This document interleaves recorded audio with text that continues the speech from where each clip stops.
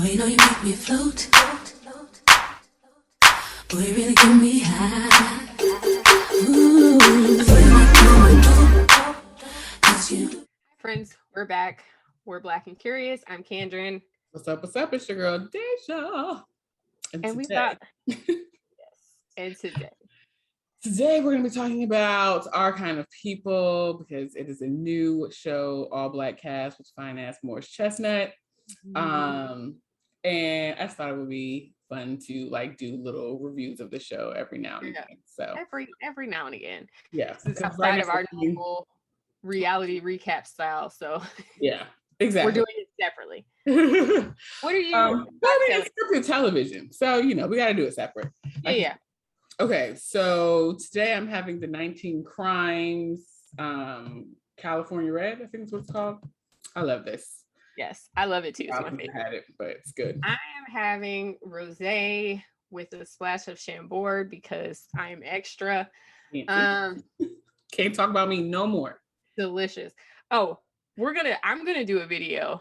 Already planned it for the holidays about my bar and things you need for a fully stocked bar, or at least a semi-stocked bar, and some cute cocktails you can make. So yes, I need to get my bar together, but I'll be watching. Darlings. Okay, so we're going to chat through the first 3 episodes, and then we'll come back in another couple of weeks and give you 3 more episodes to chat. For starters, I like the show. It is not a Tyler Perry production, but the other one. What is his name? He did Empire. Yeah. I don't know. Lee Daniels. It's a Lee Daniels production. Some of the acting is a little, it's not great, but hey, they will get better. Not great. Mm-hmm. They will get better. And the storyline is very like, it's not giving. I feel like we need some new writers, but hey, we're only in the first season. So those are my critiques off the top. What about you? I mirror the same critiques. Yeah, it's not Tyler Perry, but it's right there.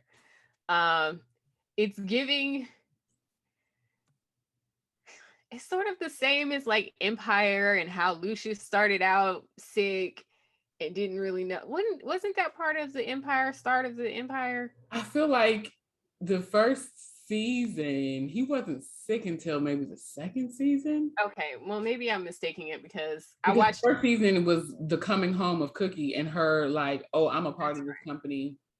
Right. And them going back and forth. But I didn't watch the last couple of seasons because girl, me neither. them first few seasons was good. He did that.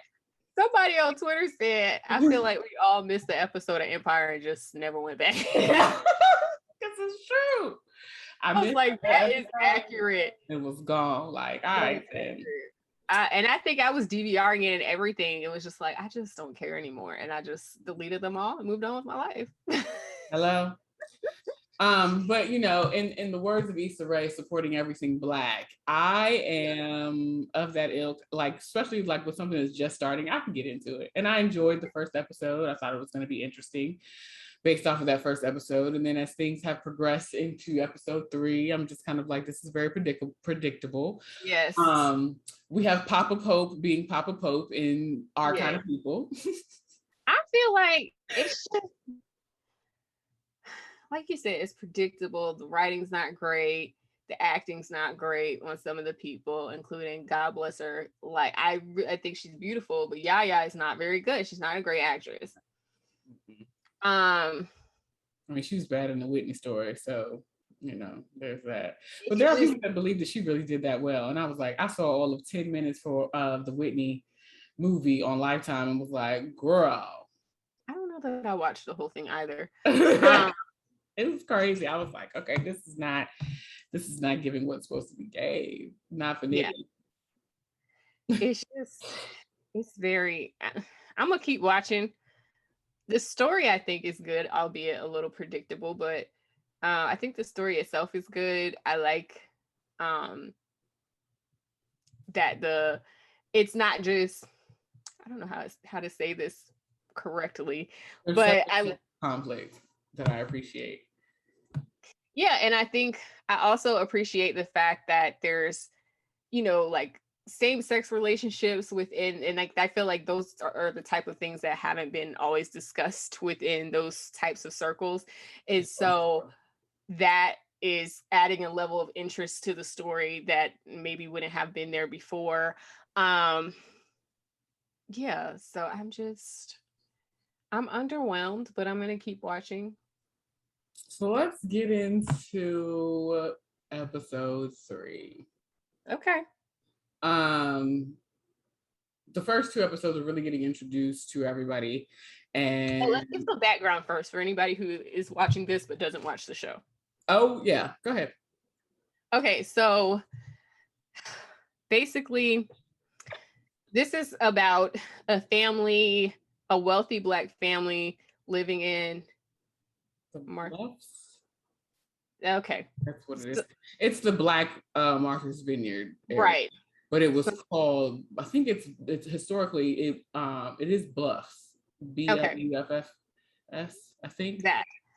Okay, so the father is like the patriarch of the family. He owns this big company. His daughter is his sole heir. And well, we think his daughter is his sole heir. She's running the company. She's doing her thing. She's married to Morris Chestnut, who the father has now bailed out his company, but actually just took it over and is using his company as a pawn and as a division between the relationship between him and his wife, which is the father's daughter. And then we find out that the father actually has another daughter who is played by Yaya, who she is the daughter of, I think was it a housekeeper or was it a? I think she was either the wealthy daughter's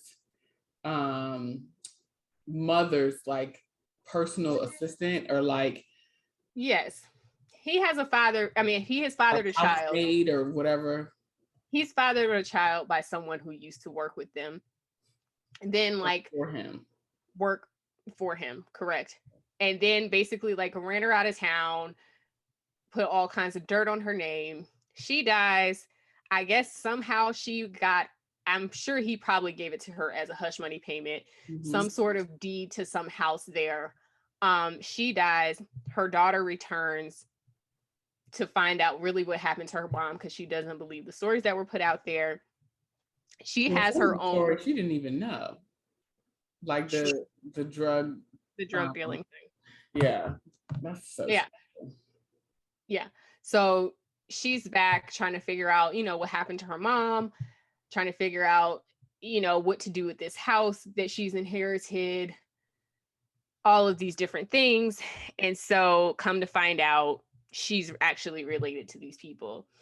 And so now she is also trying to fit into society because she has a hair care business that she wants to get off the ground. So she's also trying to Eve's Crown, which is her mom's name, Eve. So she comes back with her daughter, and I think her aunt maybe lived there already, or no, her aunt is her mom's sister. They all came together. Okay, so her aunt and her daughter and her come there to take possession of this house. They're living in the house. She's trying to fit into society so she can get her business off the ground. They're pushing back. And of course, the other daughter is like the head, HBIC of the society women. So therefore, that is where we're getting the title, Our Kind of People. Yes. So that's where we are. You know what? I have notes because I don't remember her name for some reason. But the woman that plays the HBIC, maybe we just give her a nickname. HBIC is beautiful.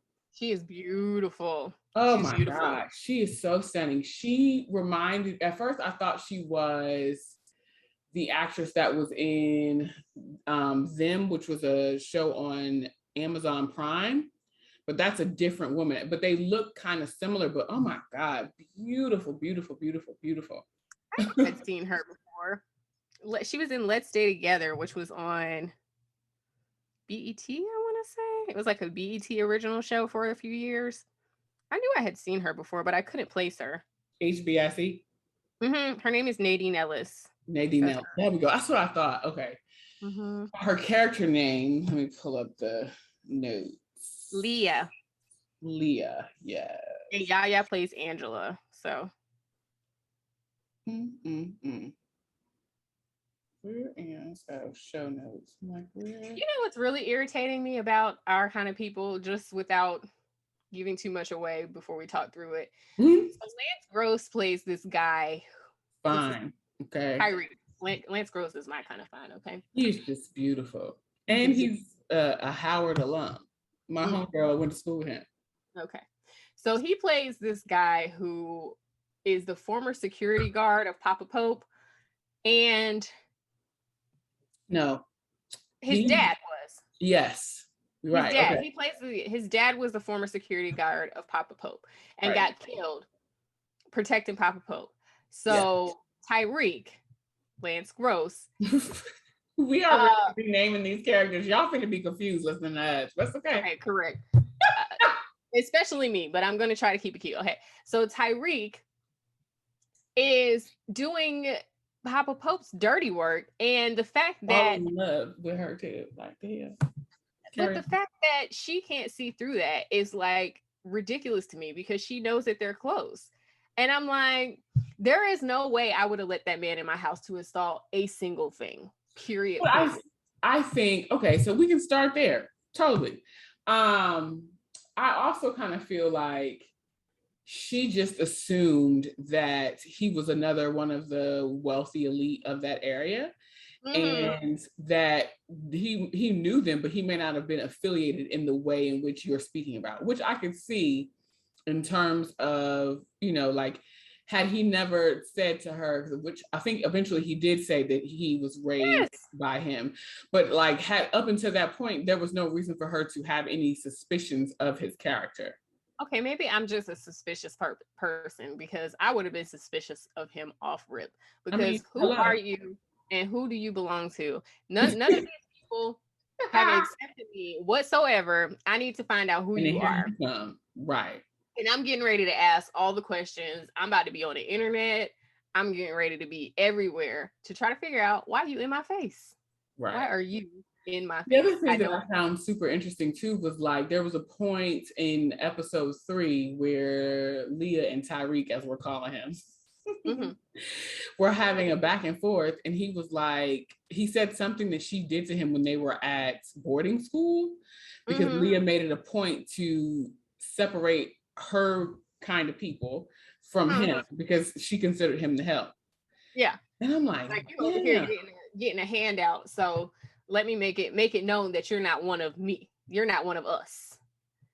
I'm like, Leah's character as the villain, she's layered for sure, because there are points where you can see, especially in that last episode, where she wants to do what's right, but she is standing staunchly in like what is the word I'm looking for? Loyalty to her family name, that she won't go against it. But like, you see your father is doing all these things that are wrong, and you want to take over the company so that you can change the name, but at the same token, you're no different than he is.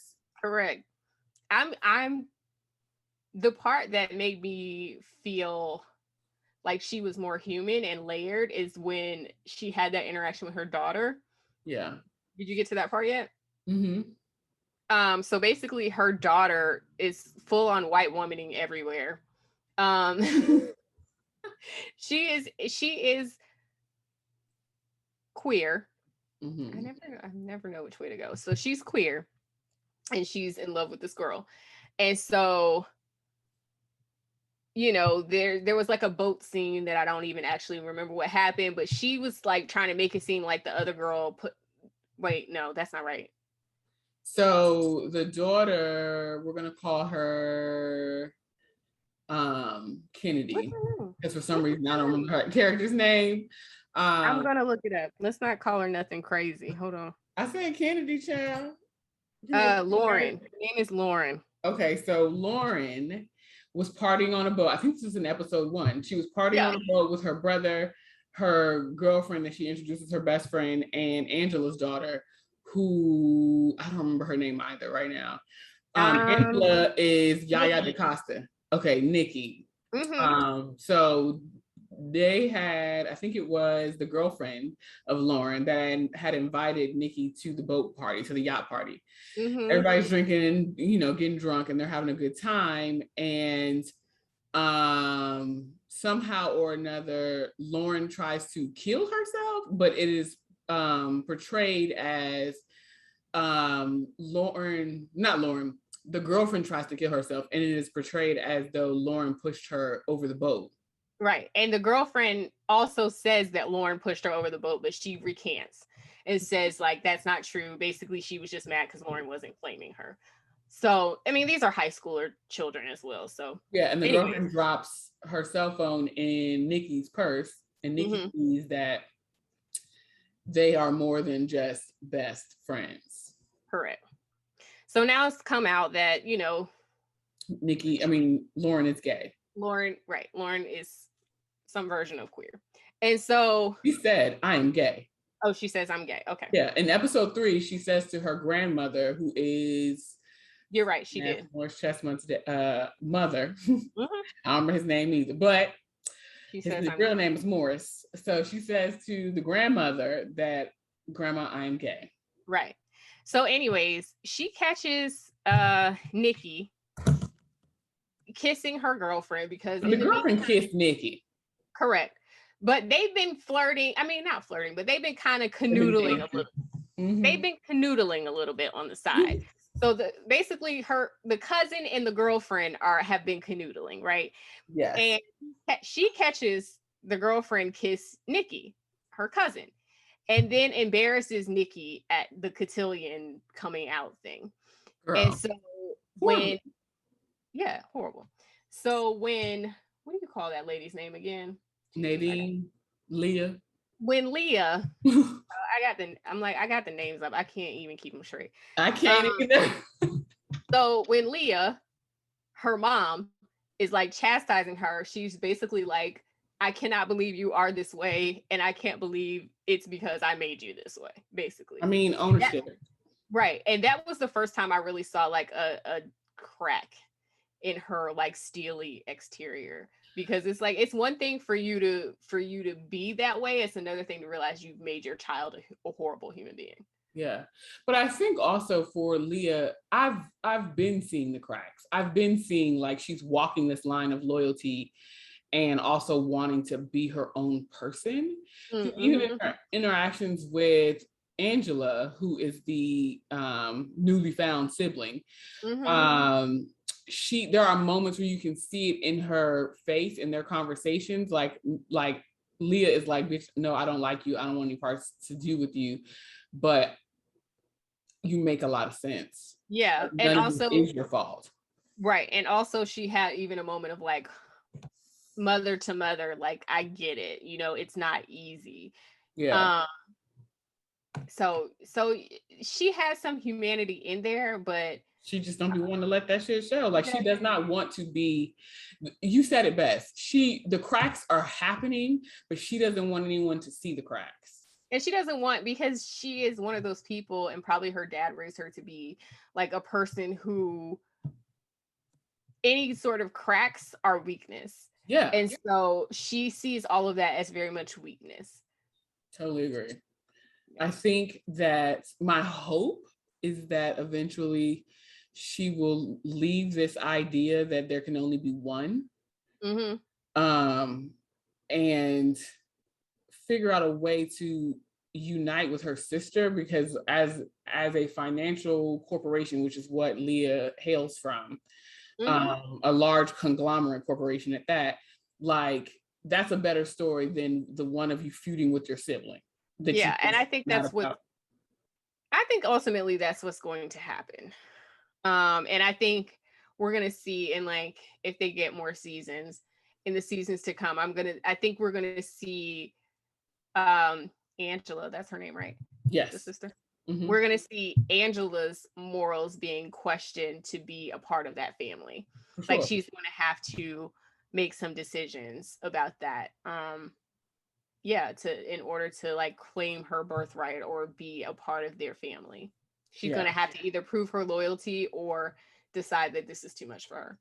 Yeah. I think that Leah, even with all of the cracks that are coming to the surface at this point, I feel like Leah is still a witch. Okay. Ooh. She's a witch with a B. Not really. At the same token, I don't necessarily like Angela anymore for the better. Like Angela is just relentlessly annoying. And there are things that she kind of just leaves on the floor. And it's like, girl, you could have, I don't know. I just like all the stuff that Leah says to her and she doesn't necessarily say anything back. I understand at the same time, like that is a personality type. Some people just don't respond in the moment. I can be one of those people, right? But it's just like, girl, like all this trying to get in and like, I just don't, it's like her, like Nikki said, like, what are we doing all this for? Yeah. Like if we are to get the name out there and honor Mama Eve, which is Angela's mother, then all of this isn't necessary. I couldn't agree more. And I also understood too that I think where Angela's mom and her aunt hail from, I think they are from the Bluffs. They just weren't of the wealthier side of the Bluffs. Right. So like you got, Tyreek's side. What is his character's name? Who's out calling him Tyreek? That's the character's name. Is it? It is. Oh, wasn't he Tyreek on the other Tyler Perry show? That's crazy. I think he was. Yeah. Tyreek Chapman. That's the name. That is so stupid. They didn't gave him the same name from the Tyler Perry show. Y'all get down in the comments and let me know if I'm mistaken, but I could have sworn that Tyler Perry show with the man show? from Jason's Lyric, I don't remember his name either, but he was Tyreek. It's a Tyler Perry show. I feel like he's been in a few Tyler Perry productions. That's how we know him. It's Tyler Perry. I feel like I know him from something else. He probably was in some other things, but we know him from Tyler Perry films. I'm telling you. Okay. I forgot what. I will say this, another little point about Leah. Little bit of background. So her mom had some mental health issues when she was growing up, and it seems like, It seemed like Mama got dementia. Now she does, but and I was getting there, but she seemed like she had mental health issues because remember in the flashback they kept medicating her because she was doing something with the roses and she was like, the roses are not red enough or they're too pink or something, and she kept freaking out and having like these full-on moments, and they were like, oh come on, she needs her medicine, whatever.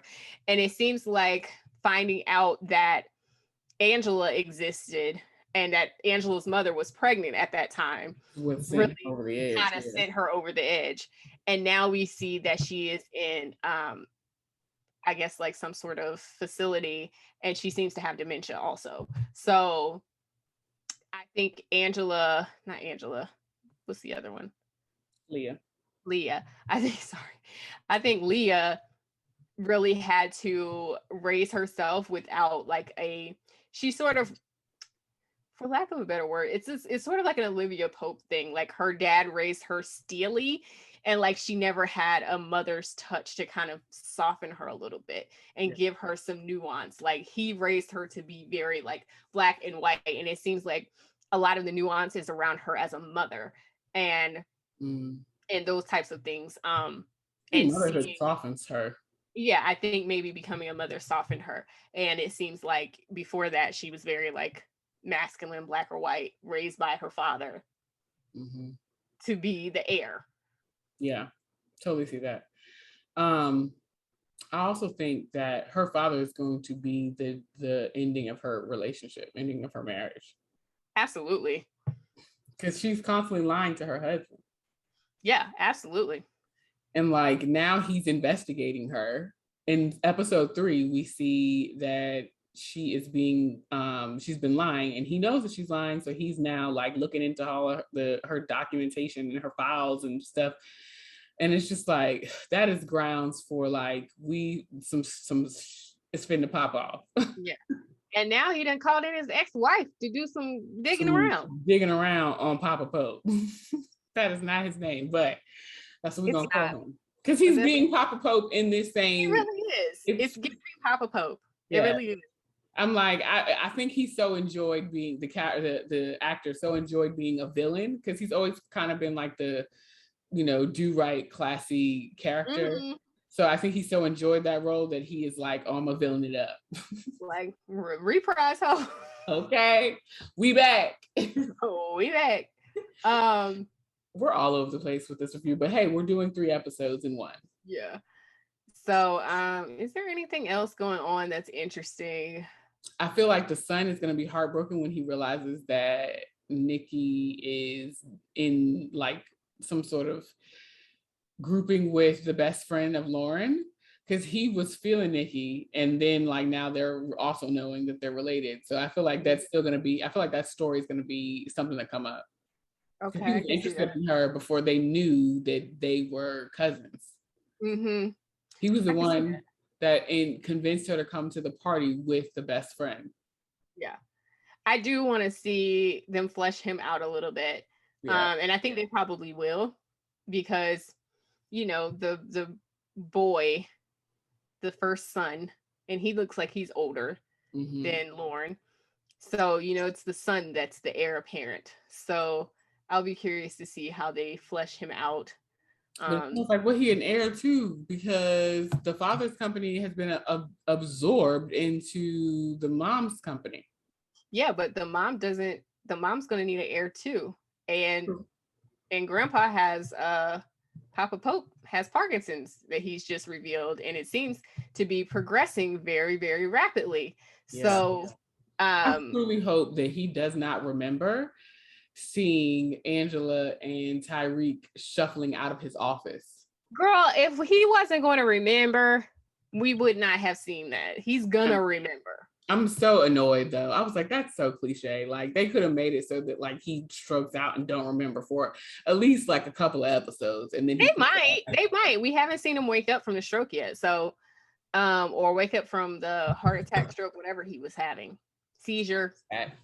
We haven't seen him wake up yet, so we gonna see, child. I just feel like this is one half step away from Tyler Perry, and it is. I mean, it is, but I mean, it is Lee Daniels. His stuff be corny too, because that's why I never watched the singing show. But yeah, me neither. People go up for that show, and we're so mad that Star. Yeah. Yeah, I didn't watch it either. I was just like, and it don't seem like anything I'm be interested in. But them girls be singing, sing down.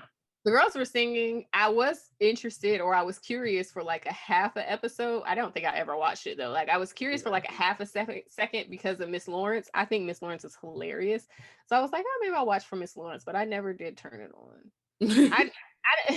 And I'm the type of person, like, if I miss the first couple episodes, I'm not getting ready to jump in. So I think I probably like never figured out when it was coming on to set my DVR. And so I never made it. And I just was like, well, whatever, child, it's too late now. Okay.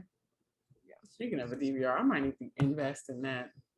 But I mean, I watch everything streaming, so it'll be all right. I don't need it. So, anyways. All right, y'all. Let us know what you think about Our Kind of People, and when we do the next review, we'll be maybe a little more in chronological order. We're just all over the place. But that's okay. Yeah, also, if there's any other scripted TV that you are watching, you would like us to chime in on, leave that down below as well. What y'all watching? That's my question every week. What y'all watching? What y'all watching?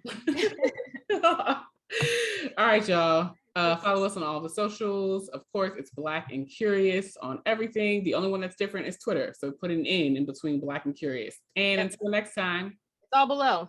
All the information is down below in the description box. So until next time.